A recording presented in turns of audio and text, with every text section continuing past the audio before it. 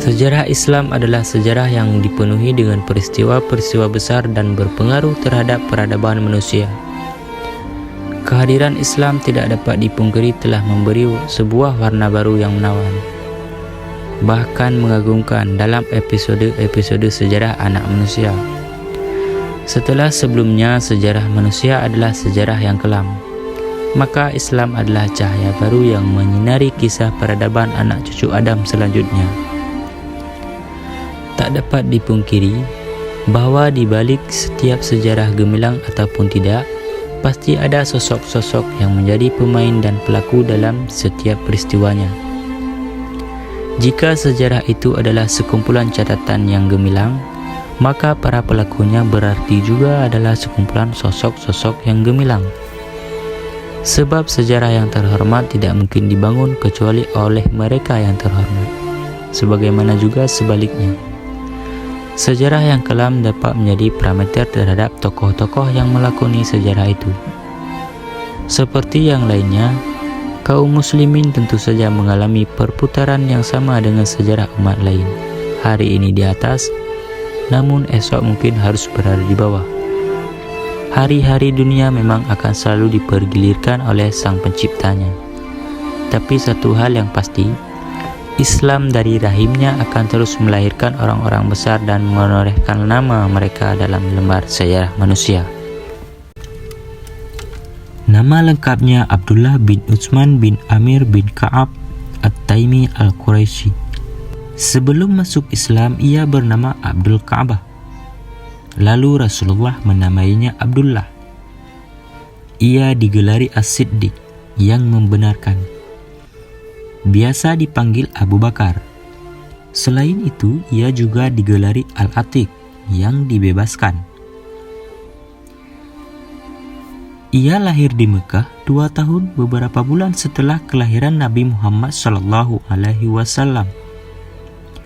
Ia berkulit putih, kurus, matanya cekung, badannya bungkuk, rambutnya yang lebat, dan suka menyemir rambutnya dengan bahan pewarna al-hinna dan katam. Seorang laki-laki dari suku Al-Az, Yaman, pernah menyampaikan kepada Abu Bakar As-Siddiq berita tentang dekatnya waktu akan diutusnya Nabi akhir zaman. Berita yang sama pernah disampaikan oleh Waraqah ibnu Naufal kepadanya. Abu Bakar adalah laki-laki yang pertama yang beriman kepada Rasulullah. Tentang keislamannya, Rasulullah SAW pernah berkata, "Tidak kuajak seorang pun masuk Islam melainkan ia ragu dan bimbang, kecuali Abu Bakar. Ia tidak pernah ragu dan bimbang ketika kusampaikan kepadanya." Tercatat beberapa nama sahabat yang masuk Islam melalui tangannya. Di antara mereka adalah Zubair bin Awam, Utsman bin Affan, Abdurrahman bin Auf, Sa'ad bin Waqqas, Talhah bin Ubaidillah, dan Abu Ubaidah bin Al-Jarrah. Mereka semua termasuk orang-orang yang mendapat garansi alias jaminan masuk surga. Abu Bakar adalah salah satu di antara 10 sahabat yang memperoleh jaminan masuk surga. Ia pernah memerdekakan 7 orang budak dan mereka semua pernah disiksa karena memperjuangkan Islam. Mereka adalah Bilal, Amir ibnu Fuhairah, Sunairah, Nadiyah dan putrinya, Jariyah binti Mu'ammil, dan Ummu Ubay. Tatkala Abu Bakar bersiap-siap untuk berhijrah ke Habasyah dan ia sudah jauh dari kota Mekah, tiba-tiba ia bertemu dengan Ibnu Dugnah, pemuka suku Al-Habsi. "Kemana kamu hendak pergi, wahai Abu Bakar?" tanya Ibnu Dugnah. "Kaumku telah mengusirku, menyakiti dan mengintimidasiku," jawab Abu Bakar. "Mengapa hal ini bisa terjadi? Bukankah kamu telah bergaul dengan mereka secara baik, menolong orang-orang yang kesusahan, dan melakukan perbuatan yang ma'ruf? Pulanglah dan aku akan menjamin keamananmu," kata Ibnu Dugnah. Abu Bakar pun pulang ke Mekah bersama Ibnu Dugnah. Setiba di Mekah, Ibu Dugnah menyerukan,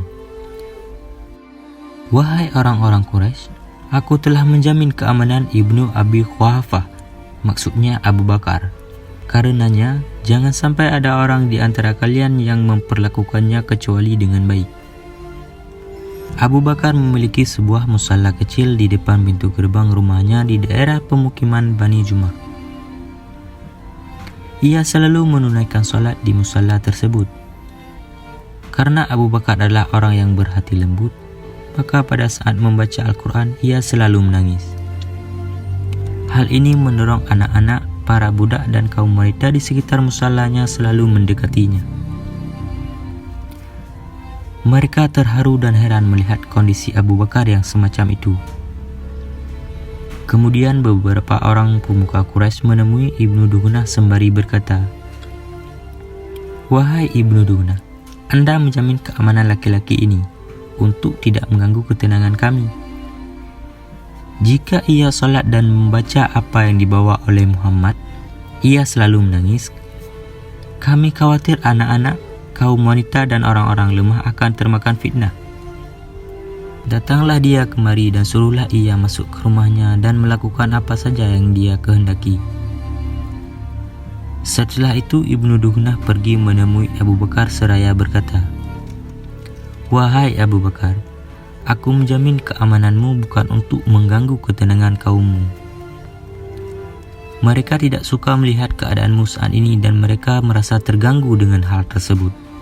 Masuklah ke rumahmu dan lakukan apa saja yang kamu kehendaki. Ataukah aku menolak jaminan keamananmu dan aku ridha atas jaminan keamanan dari Allah?" kata Abu Bakar. "Kamu menolak jaminan keamananku?" kata Ibnu Dugnah. "Aku telah menolak jaminan keamananmu," jawab Abu Bakar.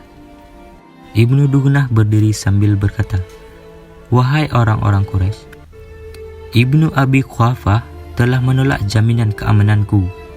Sekarang terserah kalian apa yang akan kalian perbuat terhadap sahabat kalian ini." Setelah itu, orang-orang bodoh kaum Quraisy mulai berani mengganggu Abu Bakar. Mereka terkadang meletakkan tanah di atas kepala Abu Bakar sewaktu berada di Ka'bah. Ia bersama Nabi Muhammad SAW pernah naik ke puncak Bukit Uhud. Bersama mereka Umar dan Utsman. Tiba-tiba Bukit Uhud bergetar. Nabi berkata, "Tenanglah Bukit Uhud, di atasmu ada Nabi, Abu Bakar As-Siddiq, dan 2 orang saksi, maksudnya Umar dan Utsman." Suatu hari, Rasulullah SAW bertanya kepada para sahabat, "Siapa di antara kalian yang berpuasa hari ini?" "Saya," jawab Abu Bakar. "Siapa di antara kalian yang mengiringi jenazah hari ini?" tanya beliau. "Saya," jawab Abu Bakar. "Siapa di antara kalian yang memberi makan fakir miskin pada hari ini?" tanya beliau. "Saya," jawab Abu Bakar. "Siapa di antara kalian yang menjenguk orang sakit pada hari ini?" tanya beliau. "Saya," jawab Abu Bakar. Rasulullah SAW lalu bersabda, "Tidak terangkum semua hal tersebut pada diri seseorang melainkan ia akan masuk surga." Ia digelari As-Siddiq karena ia membenarkan peristiwa Isra. Tentang Abu Bakar, Nabi pernah mengatakan, "Sesungguhnya tidak ada seorang pun di antara manusia yang sanggup berkorban dengan diri dan hartanya karena aku, selain dari Abu Bakar ibnu Abi Quhafah. Sekiranya aku ingin mengambil seorang kekasih, aku akan mengambil Abu Bakar sebagai kekasihku. Akan tetapi, persaudaraan Islam lebih utama. Hendaklah kalian menutup semua pintu yang ada di masjid ini kecuali pintu Abu Bakar." Rasulullah mempersaudarakan Abu Bakar dengan Khadijah bin Zuhair. Ia pernah mengatakan, "Seandainya satu kaki saya berada di dalam surga dan yang satunya lagi berada di luarnya, berarti aku belum aman dari tipu daya terhadap Allah. Ayat berikut diturunkan berkaitan dengan Abu Bakar. Allah berfirman, dan kelak akan dijauhkan orang yang paling takwa dari neraka. Ia adalah teman setia Rasulullah dalam perjalanan hijrah dan yang menemani beliau ketika berada di Gua Sur. Abu Bakarlah yang dimaksud dalam firman Allah Subhanahu wa Ta'ala berikut.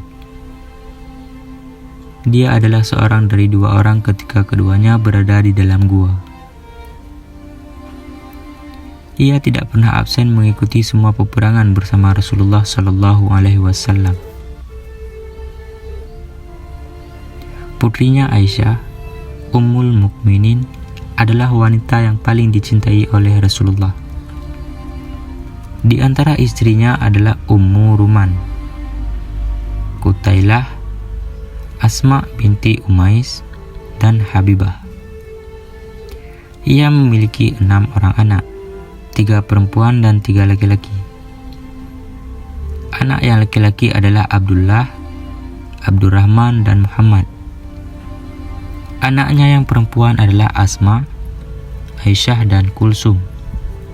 Abu Bakar adalah amir yang pertama kali haji dalam Islam dan orang yang pertama menjadi imam salat pasca wafatnya Nabi. Setelah Nabi Shallallahu Alaihi Wasallam wafat, kaum muslimin mengalami kegoncangan. Abu Bakar dengan tegas mengatakan, barang siapa di antara kalian yang menyembah Muhammad, maka sesungguhnya Muhammad telah mati. Dan barang siapa menyembah Allah, maka sesungguhnya Allah Maha Hidup, tidak mati. Allah telah meneguhkan hati kaum muslimin berkat pernyataan ini. Pada tahun 11 Hijriah, kaum muslimin memilihnya menjadi pengganti khalifah pertama Rasulullah Sallallahu Alaihi Wasallam. Pidato politik pertamanya setelah diangkat menjadi khalifah berbunyi, aku diangkat menjadi pemimpin kalian. Bukan berarti aku orang yang terbaik dari kalian. Kalau aku memimpin dengan baik, maka bantulah aku. Jika aku salah, maka hendaklah kalian meluruskanku. Kejujuran adalah amanat dan kebohongan adalah khianat. Orang lemah di antara kalian adalah orang kuat menurut pandanganku, sampai aku menunaikan apa yang menjadi haknya. Orang kuat di antara kalian adalah orang lemah menurut pandanganku hingga aku mengambil hak darinya. Ia menjabat sebagai khalifah selama 2 tahun 3 bulan. Pada masa pemerintahannya, ia berhasil mengumpulkan Al-Quran, memerangi orang-orang murtad dan orang-orang enggan membayar zakat. Pada masanya pula dimulai pembebasan wilayah-wilayah baru. Ia meriwayatkan 142 hadis dari Nabi Shallallahu Alaihi Wasallam. Di antaranya, ia pernah menyampaikan kepada Nabi Shallallahu Alaihi Wasallam, ajarilah aku sebuah doa yang aku bermunajat dengannya di dalam salatku.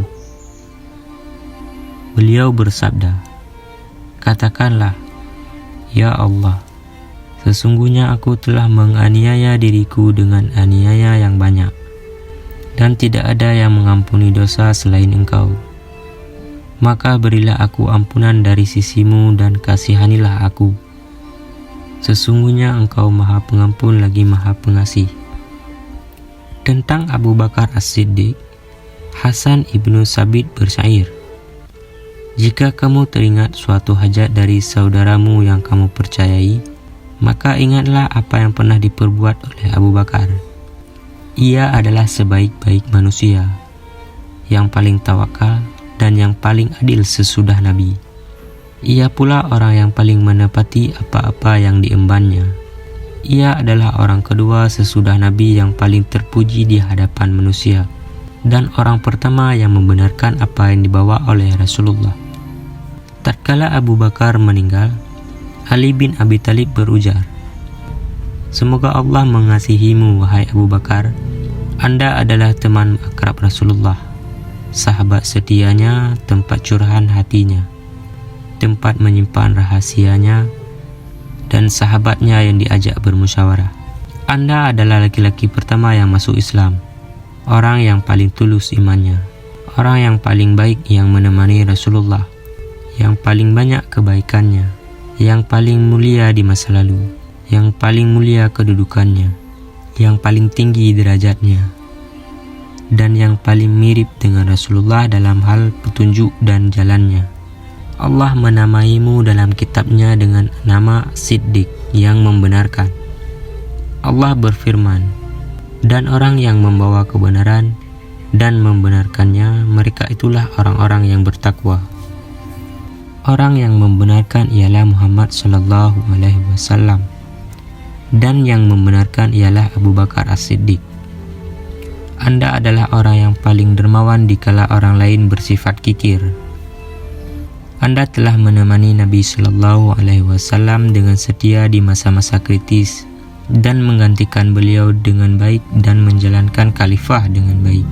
Tatkala Abu Bakar sakit, para sahabat mengatakan kepadanya, "Bolehkah kami memanggil dokter untuk memeriksa penyakitmu?" "Dokter telah memeriksa penyakitku," jawab Abu Bakar. "Apa yang dikatakan dokter tentang penyakitmu?" tanya mereka. Abu Bakar menjawab, "Dia mengatakan, sesungguhnya aku maha kuasa berbuat apa yang aku kehendaki." Abu Bakar As-Siddiq meninggal tahun 12 Hijriah dalam usia 63 tahun. Persis seperti usia Nabi sallallahu alaihi wasallam saat meninggal. Jasadnya dimakamkan di samping makam Rasulullah sallallahu alaihi wasallam di kamar Aisyah. Sebelum meninggal, ia menunjuk Umar sebagai khalifah yang menggantikannya.